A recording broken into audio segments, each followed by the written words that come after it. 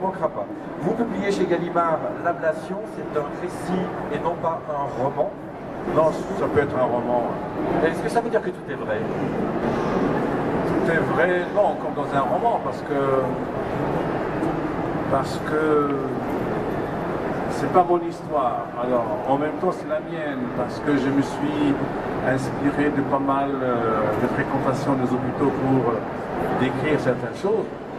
Je pense que lorsqu'on a passé un IRM, ça reste dans la mémoire, toujours, et pour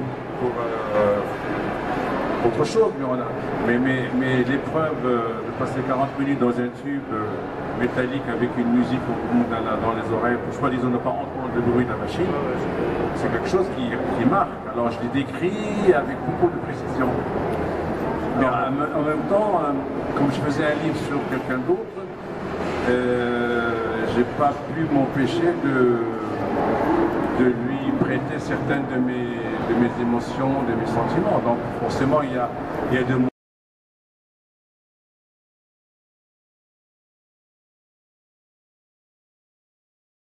Vous avez ressenti une sorte de responsabilité par rapport à ce livre, qui avait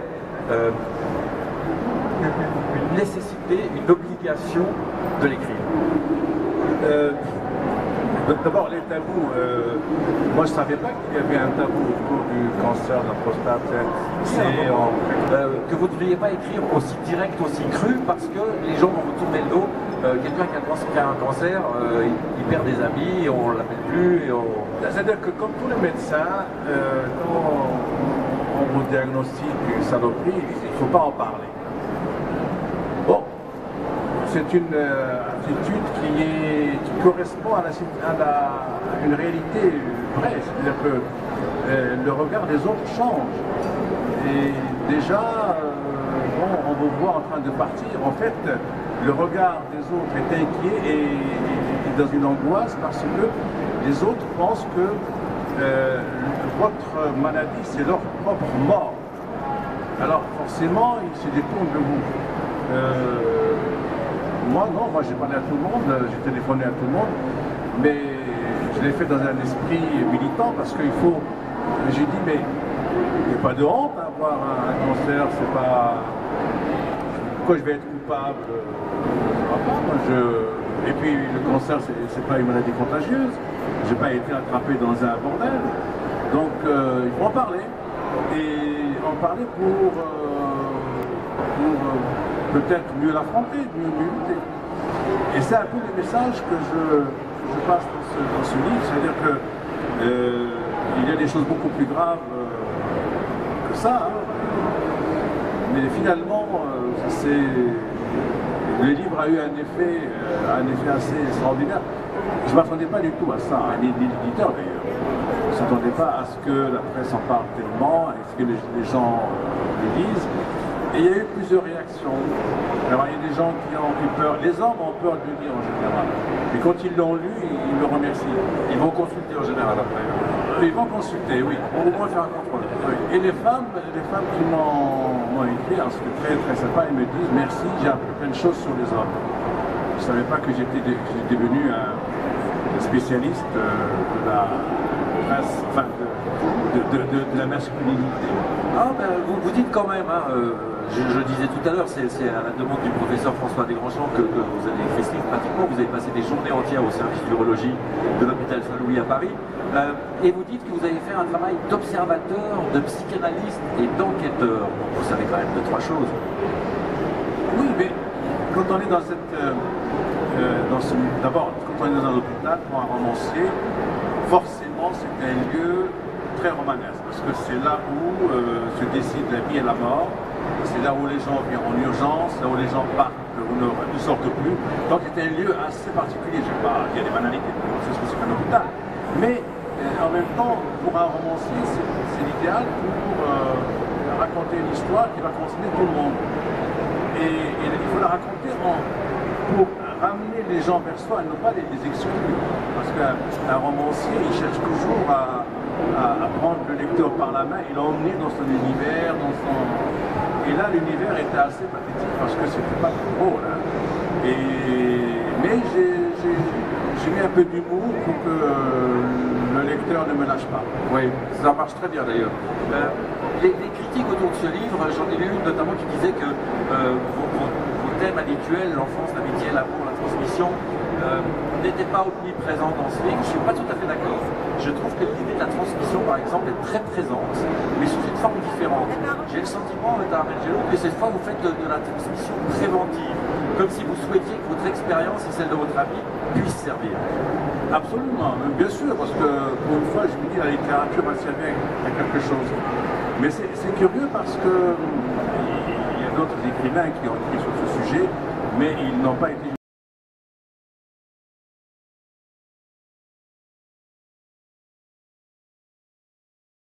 Pour faire de la couleur, hein. Donc vous avez juste, voilà. On en met un tout petit peu comme ça passe une petite soupe. Hein. Alors faut pas que ça soit très bouillant, faut pas que ça soit trop chaud, mais.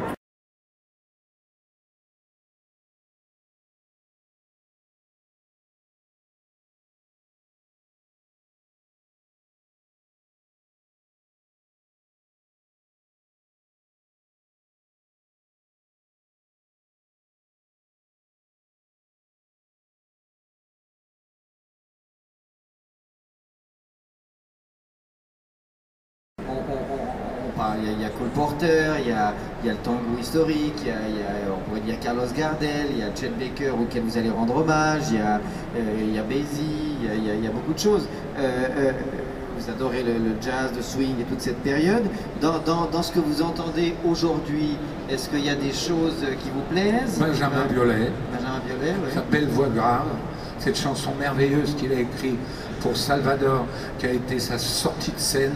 2 millions de disques et au revoir tout le monde, merveille. Et j'ai fait son père et puis j'ai rencontré ce type génial qui a été mon fils, ainsi que Nicolas Bedos, qui est une bouteille d'oxygène, qui a dit personne m'empêchera de dire du mal des PD.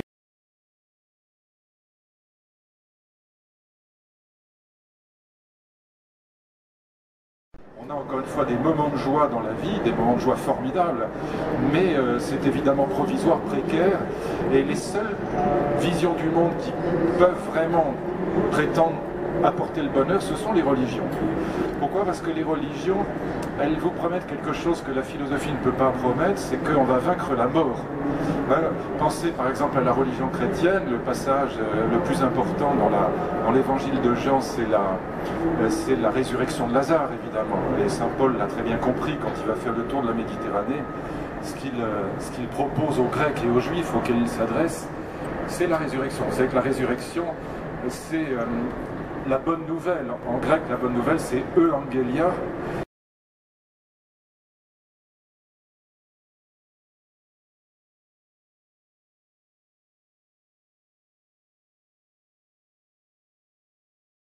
Qu'est-ce qu'une vie bonne pour les mortels? C'est-à-dire la philosophie accepte la mort, à la différence des religions qui nous promettent la vie éternelle, les grandes philosophies acceptent l'idée de la mortalité humaine, et malgré cette mortalité humaine, elles veulent nous proposer quand même une vie bonne. Mais ça ne veut pas dire le bonheur, la vie bonne, c'est autre chose. Ça peut être la liberté, la sérénité, l'intensité de la vie, c'est pas forcément le bonheur. Alors, comment ça marche? En fait, vous avez 4 grandes philosophies, 4 grandes réponses. Alors je vous les indique comme ça, mais c'est squelettique ce que je vais vous dire, si j'ose dire. La première grande réponse, vous la trouvez dans l'Odyssée d'Homère, qui est la matrice de toute l'histoire de la philosophie. La vie bonne, les Grecs avaient cette idée, que vous trouvez déjà chez Homère, que le monde, ce que les Grecs appelaient un cosmos, le monde ressemble à ce que découvre un médecin ou un biologiste quand il ouvre le ventre d'un lapin ou d'une souris. Qu'est-ce qu'il voit? Il voit ce qu'on appelle un organisme, c'est-à-dire un système, une organisation merveilleuse, magnifique, où tout est parfaitement bien fait. Rien n'est mieux fait que l'œil pour voir, rien n'est mieux fait que les poumons pour oxygéner les muscles, etc. Le corps organisé, le corps vivant est une véritable merveille, chaque chose est à sa place, et donc les Grecs pensaient que chacun d'entre nous avait sa place dans l'ordre cosmique, comme le cœur, la rate, les poumons ont leur place dans un organisme. Et l'histoire d'Ulysse, c'est l'histoire de quelqu'un qui est déplacé de son lieu naturel dans l'univers, il est déplacé par la guerre de Troie. Et donc pendant 20 ans, il va être dans le malheur, il va être dans la guerre, il va être dans la haine, il va être dans le chaos. Et toute l'histoire d'Ulysse, c'est l'histoire de quelqu'un qui va aller de la guerre à la paix, de la haine à l'amour, de l'exil au retour chez soi, du chaos à l'harmonie, bref, il va de la vie mauvaise à la vie bonne. Et qu'est-ce que c'est que la vie bonne? Eh bien, c'est ça tout le thème de la philosophie grecque, en tout cas le thème de Platon, d'Aristote, des Stoïciens, et ça vient d'Homère, ça vient de la Théogonie d'Hésiode. Eh bien, la vie bonne, c'est la mise en harmonie de soi avec l'harmonie du monde. Trouver sa place dans l'ordre cosmique. Une fois qu'on a trouvé sa place dans l'ordre cosmique, qu'est-ce qui se passe? C'est la première grande réponse. Qu'est-ce qu'une vie bonne pour les mortels? Eh bien, juste réfléchissez à ça, parce que c'est un thème très puissant qui va parcourir toute l'histoire de la philosophie. Pendant 20 ans, le petit Ulysse, il est en guerre, il est dans le malheur, il est dans la haine, le chaos, cette horrible guerre de Troie, où il essaye de rentrer chez lui, mais il n'y arrive pas. Et donc pendant 20 ans, Ulysse est dans la nostalgie d'Ithaque, sa ville, de Pénélope, sa femme, du chez-soi, de l'amour, de la paix. Il est soit dans la nostalgie, soit dans l'espérance. Il est toujours dans le passé ou dans le futur. Il espère Ithaque, il regrette Ithaque, il n'est jamais dans l'amour d'Ithaque. Les stoïciens auront cette phrase magnifique que mon ami André Comte-Sponville a remise au goût du jour.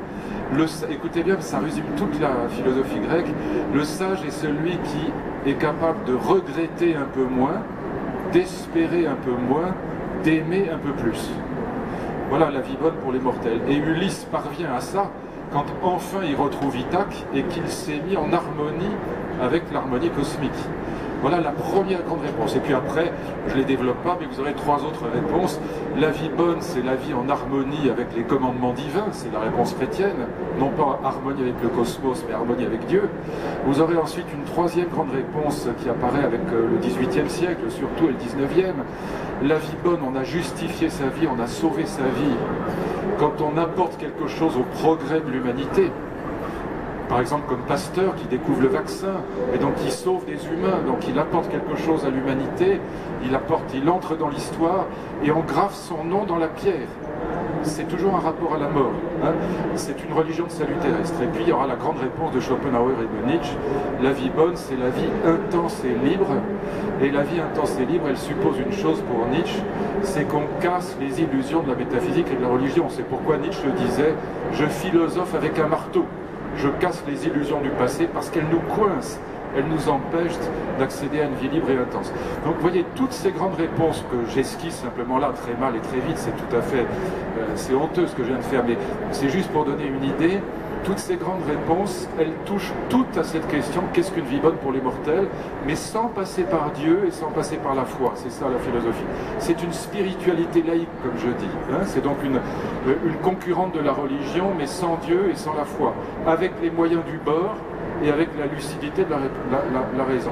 Et il y a un moment, j'arrête avec ça, qui est absolument crucial, c'est quand Ulysse aborde l'île de la belle Calypso, qui est une nymphe, qui est immortelle, comme toutes les déesses grecques, elle est sublime et immortelle. Calypso tombe amoureuse d'Ulysse, et pour le garder, elle lui propose l'immortalité et la jeunesse éternelle. Et Ulysse refuse l'offre de Calypso, et ce moment du refus d'Ulysse, c'est le partage des eaux entre religion et philosophie. Calypso faisait une promesse religieuse à Ulysse, en grec ça s'appelle apothéos, devenir un dieu. Elle lui dit, si tu restes avec moi, je te rendrai immortel, je te rendrai divin. Promesse chrétienne avant la lettre. Ulysse refuse parce qu'il pense qu'une vie bonne est possible malgré la mort. C'est ça la philosophie. Malgré la mort, nous acceptons la mort, qui est la chose même la plus désagréable qui soit. Nous acceptons la mort et nous pensons qu'une vie bonne est quand même possible. Voilà. Mais c'est pas le bonheur, c'est autre chose.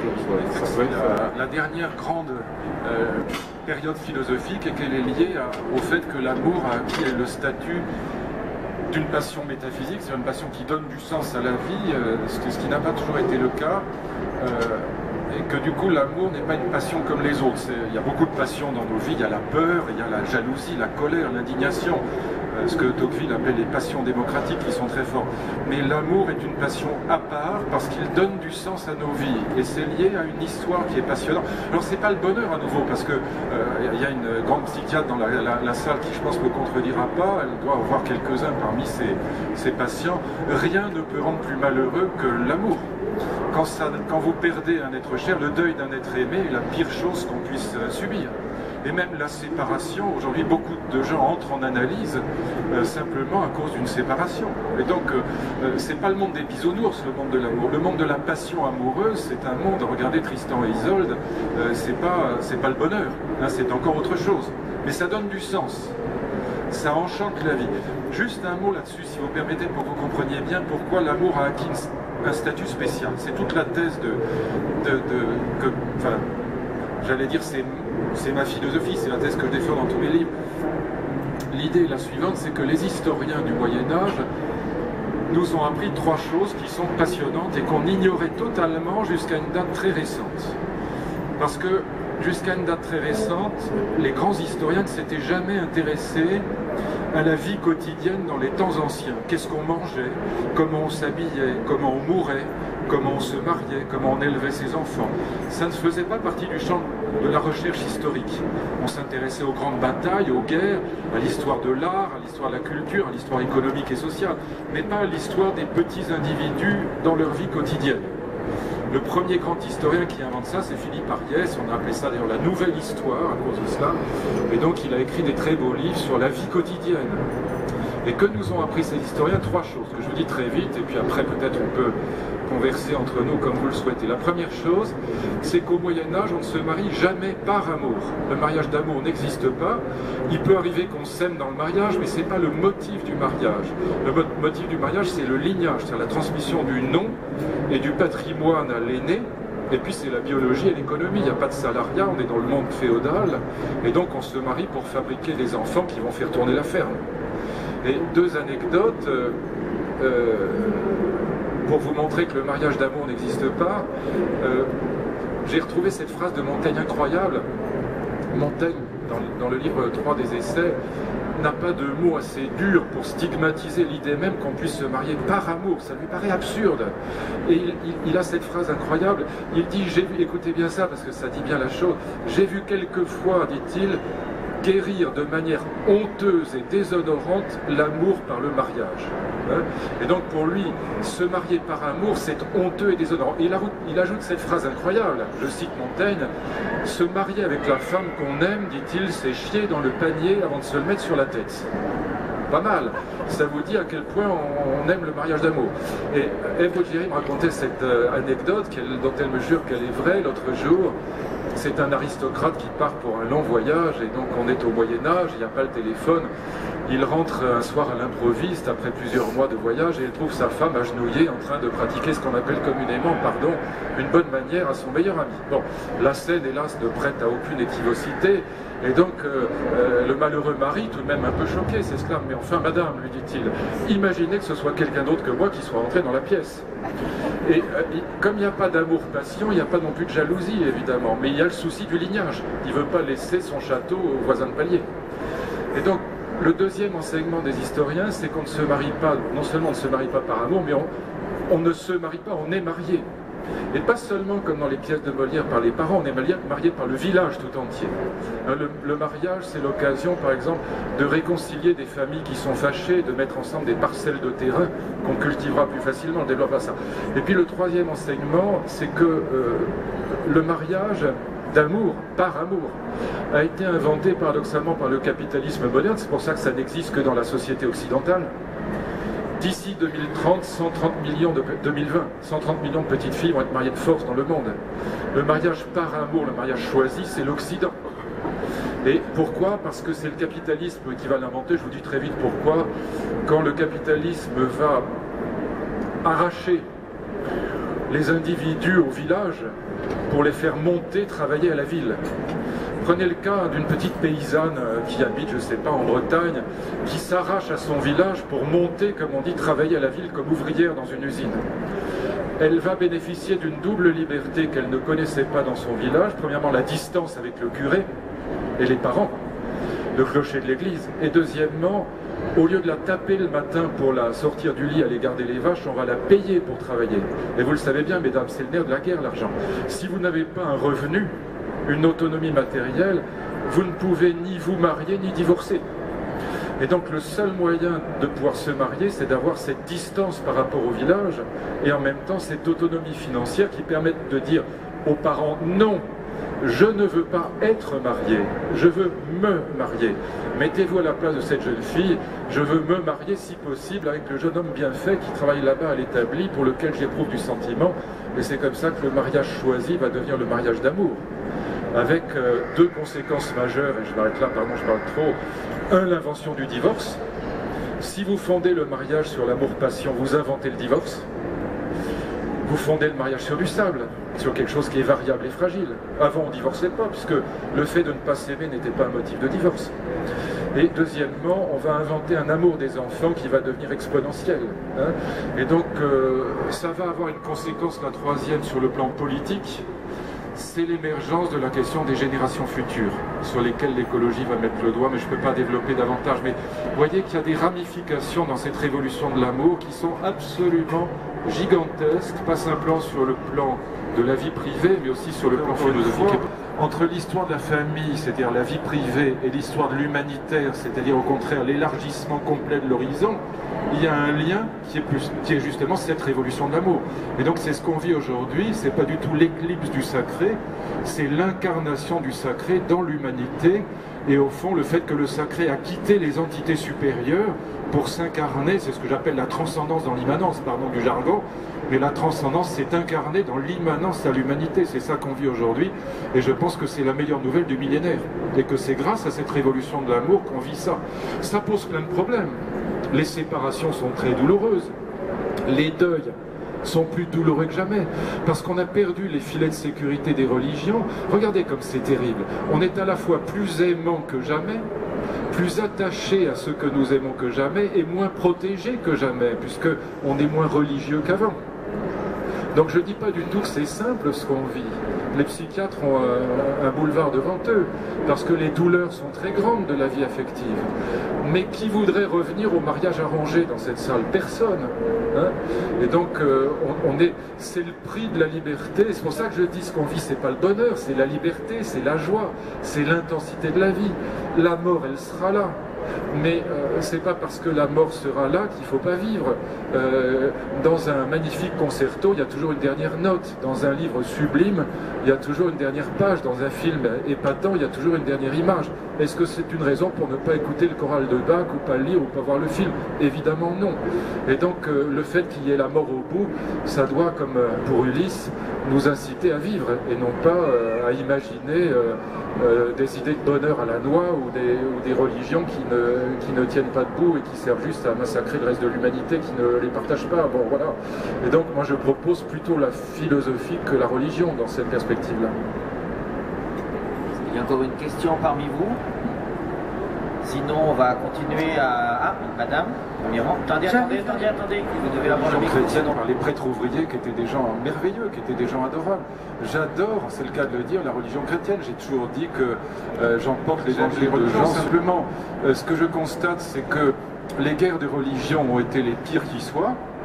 Au nom de l'amour du Christ, protestants et catholiques se sont empalés joyeusement.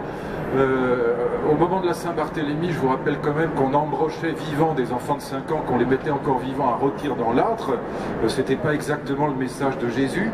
L'Inquisition, n'en parlons pas. Et donc je vois même encore aujourd'hui, souvenez-vous, il y a quoi, 3-4 ans au Brésil, cette petite fille qui est violée, qui est enceinte de 2 jumeaux, elle a 11 ans. Et les parents décident évidemment de les faire avorter. L'histoire n'est pas une blague, vous pouvez la retrouver sur internet, elle est juste. Les parents et le médecin décident évidemment de faire avorter cette gamine de 11 ans, qui en plus va mourir si elle accouche. Eh bien, le chef de l'église catholique brésilienne excommunie les parents et le médecin qui ont fait avorter la petite. Bon. Voilà, je dis la religion c'est aussi ça. Et donc évidemment qu'il y a dans le principe des religions, elles nous parlent d'amour, de spiritualité, elles sont grandioses. Mais dans l'exercice réel clérical, les églises ont été effroyables. Alors évidemment le jeu c'est comme avec les marxistes. Ils disent toujours, mais oui, mais attendez, Staline a trahi Marx, Mao a trahi Marx, Marx était formidable, on va revenir au texte originel. Bon, très bien, il y a une part de vérité là-dedans. Moi, ce que je constate, c'est qu'il y a quand même une propension des religions, parce qu'elles prétendent détenir l'absolu. Il y a une propension inévitable au fanatisme. Alors encore une fois, il y a des gens merveilleux. Sœur Emmanuel était une merveille, il y a des gens formidables dans les religions, mais voilà. Et il y a aussi des idées formidables dans les religions. La théologie, c'est magnifique. Moi, j'ai écrit un livre là, avec le cardinal Ravasi, qui est un type épatant. Je me passionne pour la religion, mais je vous dis simplement, comme pour les philosophies du bonheur, je n'y crois pas une seconde. Voilà. Si vous y croyez, tant mieux pour vous, magnifique. Je n'y crois pas un millième de seconde, ni aux promesses d'éternité, d'immortalité, ni aux promesses de bonheur que nous font les stoïciens, les spinozistes. Je n'y crois pas un millième de seconde. Et donc je pense que l'existence, elle est profondément tragique, c'est-à-dire qu'elle se termine par la mort et qu'il faut faire avec, et que c'est à partir de ce fond tragique qu'il faut construire quelque chose de joyeux. Mais que c'est pas en se racontant des balivernes qu'on va être plus libre et plus heureux. C'est pas vrai. Alors, on en parlait tout à l'heure de Freud. Il y a un point sur lequel je rejoins Freud. Moi, ce qui m'angoisse, c'est les discours illusoires. Et ce qui me désangoisse, c'est la lucidité. Voilà. Et donc, je pense que les discours illusoires, c'est comme le Prozac, ça peut vous faire du bien sur le moment, mais à terme, c'est dévastateur. Voilà. Donc, ces gens qui vous promettent le bonheur par des exercices de sagesse, ou qui vous promettent l'immortalité si vous croyez en un Dieu, ne les écoutez pas. Comme dit Nietzsche, ce sont des empoisonneurs. Et donc, quel que soit leur talent, c'est pas le problème, je ne veux pas jeter la pierre, mais c'est comme ça que je pense. Moi, ce qui, encore une fois, me désangoisse dans la vie, que je trouve très angoissante, c'est la lucidité, c'est de voir les choses en face. Quand je vois les choses en face, je vais mieux que quand je me raconte des blagues. Voilà, c'est pour ça que je préfère la philosophie à la religion, et que dans la philosophie, je préfère les philosophies de la liberté aux philosophies du bonheur. Voilà. C'est mon grand désaccord avec des amis, André Comte-Sponville par exemple, qui est vraiment quelqu'un que j'aime, et que je respecte et que j'estime. Mais moi je suis côté des philosophies de la liberté et du tragique, lui du côté des philosophies du bonheur, et je ne crois pas un millième de seconde voilà, au bienfait de ces promesses.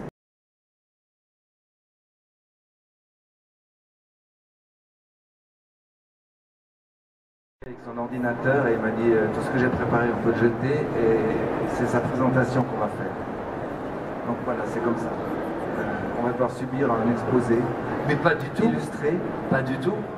Monsieur Jacques Pauget vous ment. J'ignorais que ce serait lui qui m'interrogerait aujourd'hui. J'en suis ravi parce que Jacques Pauget est un ami. Il fut mon patron puisqu'il a dirigé l'illustré pendant de nombreuses années. Et c'est lui qui a... J'avais juste le droit de passer le dessin, c'était lui le patron, mais voilà. Parce qu'il a envoyé le dessin, vous pensez bien qu'on ne peut pas lui demander de faire ceci ou cela. Donc c'était le dessin, c'était le chat. Et puis après tu as illustré le... Je peux vous donner l'explication du dictionnaire, parce que je me plante à chaque fois lorsque j'essaie de... Je l'ai cherché. Ah d'accord, parce que mais je peux vous donner des exemples. Alors l'exemple à la page 91, il comprend quand on dit 91, c'est elle roule des mécaniques et des cigarettes. Voilà, ça c'est un Zeug. Voilà. Mais vous dire exactement... C'est un livre quand même assez spécialisé, assez pointu. Non mais je donne des exemples. Alors Zeug, figure de syntaxe consistant à relier à un verbe ou à un adjectif un ou plusieurs membres de phrases qui ne devraient logiquement pas en dépendre. Il prit la porte et un air serein. Et je vous assure, je n'avais rien dit à la bouche. J'en ai un autre qui dit ceci: après avoir sauté sa femme et le repas de midi, il partit faire une partie de tennis. Voilà, ça c'est un Zeug. Merci, merci. Grande liberté d'expression et donc une liberté de rire de tout, qui fait partie de la liberté d'expression. Là où ça posait problème, c'est dans des pays comment dire, des pays religieux ou des dictatures politiques. Et je salue le courage de certains de mes collègues, des sénateurs, et notamment en Tunisie, des types qui arrivent à faire des dessins sur le roi Mohamed VI. et qui se retrouvent en prison. Au Maroc, oui. Oui, pour au Maroc, pardon. Non, mais il y a en Tunisie qui font des... En Tunisie qui font des dessins sur le voilà. Et voilà, et j'imagine qu'il doit exister des dessinateurs humoristes en Corée du Nord et qu'ils sont en prison. Ils ont toutes créé. Non, voilà. Non, mais au moins ils font des graffitis dans les chiottes. Enfin, il y a moyen l'humour a toujours été une arme de résistance face aux dictatures. Et moi, évidemment, j'ai une grande gueule, je fais le malin ici. Mais je ne suis pas certain que si j'étais à Pyongyang, j'oserais dessiner des moustaches sur la photo du guide suprême. Mais depuis la publication de mon livre, je crois que les choses commencent à changer. En tout cas, j'encourage les touristes. Ton livre a effectivement un impact mondial. J'encourage même les touristes à emmener mon livre lorsqu'ils voyagent en Corée du Nord. Et si jamais ils se font arrêter par la police pour outrage au guide suprême, ils sortent le livre et disent que Luc a dit qu'on pouvait rire de tout. Et là, en général, les policiers font comme ça et disent toutes nos excuses, cher ami, circuler. Alors, nous avons une grande complicité parce que nous sommes des minorités francophones dans un pays majoritairement germanophone chez vous et flamandophone chez nous. Et donc que nous sommes ce petit village qui résiste à la culture et à l'oppression germanique parce que nous tenons à notre langue, à notre culture. C'est aussi un petit peu notre liberté de penser. Le sérieux te guette, Philippe. Ça fait déjà 2 sujets sur lesquels tu es parti sérieusement. Oui, je suis un type sérieux. Tu en as douté depuis longtemps, mais je ne suis pas. Voilà, je peux si tu veux que je dise des conneries, je veux bien aussi. Alors, moi, je voulais savoir pourquoi on peut pas. Tu n'as pas parlé des jeux de voix. Non. Les journalistes, tu fais juste une allusion à propos des PD et des Gwyn. Oui, mais est-ce qu'il y en a d'autres? Alors, chez les journalistes. Les journalistes suisses romans hétéros et phallocrates. Est-ce qu'on peut rire non, parce qu'ils sont violents en général. Je sais que tu es ceinture noire au karaoké, non au karaté, pardon. Et tes coups de manchette sont redoutables. Alors, tu as remarqué la finesse du propos. Absolument. La manchette d'un journal. Oui, oui. Hein, et la manchette. Oui, non. Si on les relève tous, on va jamais arriver au bout. Alors, 157 pages pour dire l'essentiel. Mais il n'y a quand même rien avant la page 9. 10 pages d'arrière. Oui, j'essaie de remonter à Lucie. Voilà. C'est long. Écrite en gros caractères, sur des petites pages. Et c'est vendu 11,40 €. Alors ça nous fait 163 grammes, y compris la petite chose de kilo. Et ça veut dire 69,93 € le kilo. C'est quand même cher. Bah, je veux dire, les auteurs de qualité sont une espèce en voie de disparition, donc c'est normal que ça se paye. Demande du jambon de panda, tu verras le prix que tu vas payer. Et je m'assure sur une chose, alors on se rend et quelques, c'est pas cher quand tu vois le prix demandé pour des romans d'auteurs parisiens. Ah non, j'ai compté. Dans lesquels il y a 0% de matière grise. Un Photorino est à 107 € le kilo. Qui ça? Photorino, et en plus il nous a posé un lapin. Ah ben voilà. Donc te plains pas. En revanche, si c'est pour me faire insulter, moi je quitte ce plateau. Assieds-toi tout de suite. Janine Boissard qui va venir tout à l'heure. Et qui est une femme remarquable. Voilà, alors elle est à 36 €, alors que toi tu es à 61. Donc c'est mieux, tu vois. Du Boissard, tu en as pour ton argent. Il faut voir aussi, est-ce qu'elle répond à cette question, peut-on rire de tout? Parce que moi, je te dis, tu vas avec un Boissard à Pyongyang. Ouais. Ben là, tu te fais embarquer par la police. Tandis qu'avec le mien, tu t'en sors. Tu peux aller à l'ambassade de Suisse, où là, on t'accueillera comme il se doit. Non, je trouve que c'est très bas cette attaque. Non, c'est mesquin. Le poids moral de cet ouvrage est considérable. Et toi, tu me parles en termes de poids. C'est pour que tu puisses rire des journalistes mesquins. Je n'en ris pas, je les méprise. Voilà. Du poids de cet ouvrage qui est en plus imprimé sur un papier de qualité du bouffant. C'est du bouffant. C'est très respectueux de l'environnement. Et tu n'as pas évoqué, et tu avais dit en entrée de jeu que tu voulais qu'on parle un petit peu de peut-on rire de tout. Alors, parce que j'ai reçu les ordres des organisateurs qui m'ont dit on parle d'un livre parce qu'il faut le vendre. Vous savez comment c'est le salon du livre? Donc on est là pour acheter des livres, on parle de ce qu'on veut. Mais moi je suis un mercenaire, donc je fais ce qu'on me dit. Tu sais bien. Alors peut-on rire de tout, c'est un livre remarquable, Oui. qui est à 300 francs du kilo, mais j'ai toujours trouvé que tu en faisais des tonnes, mais bon. Mais c'est aussi une vraie question qu'un dessinateur se pose lorsqu'il doit publier un livre sur un sujet délicat. Et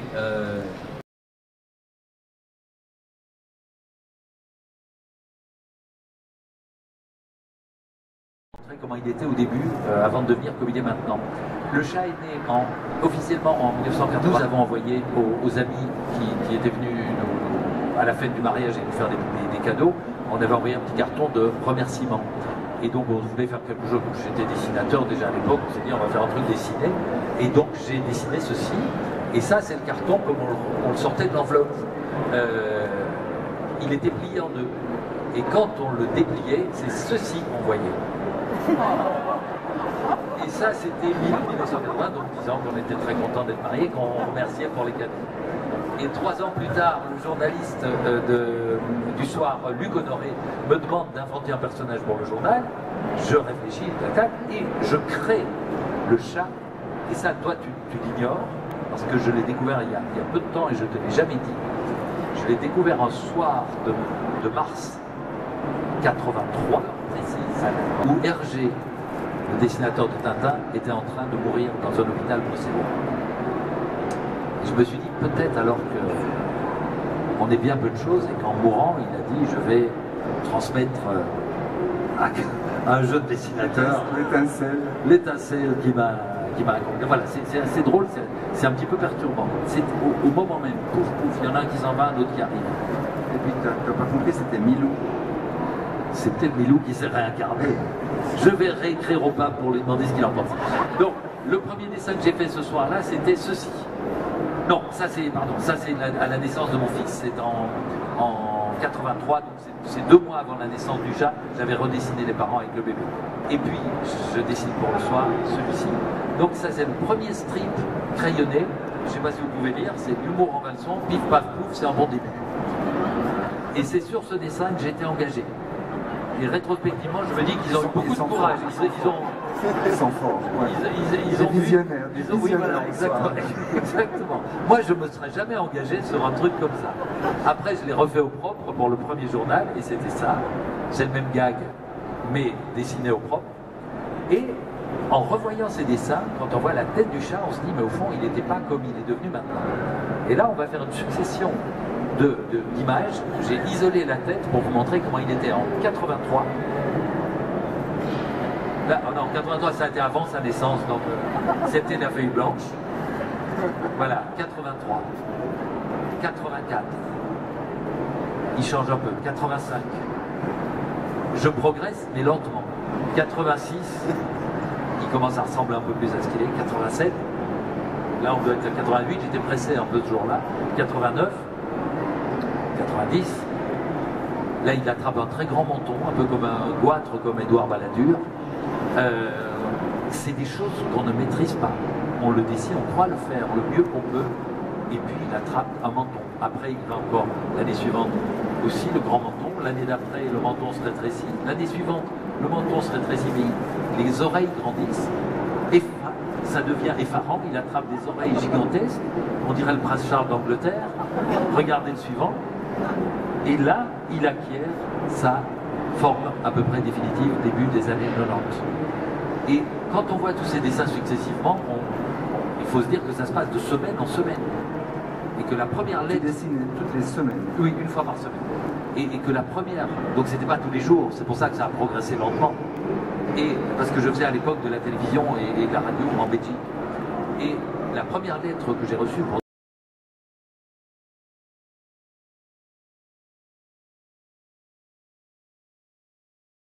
83, 93. C'est ces 2 personnes. Contrairement à Jacques Pauget, qui depuis 30 ans que je le connais n'a pas changé. Ça c'est incroyable. T'es perfide quand même. T'es perfide. Non, non, il est incroyable. Vous savez on parle de toi ici. Si je vous disais son véritable âge, vous ne croiriez pas. Je pourrais être son père. Mais je serais différent physiquement. Et puis après, bah, c'est le chat tel que vous le connaissez aujourd'hui, avec, voilà, ça c'est des gags récents.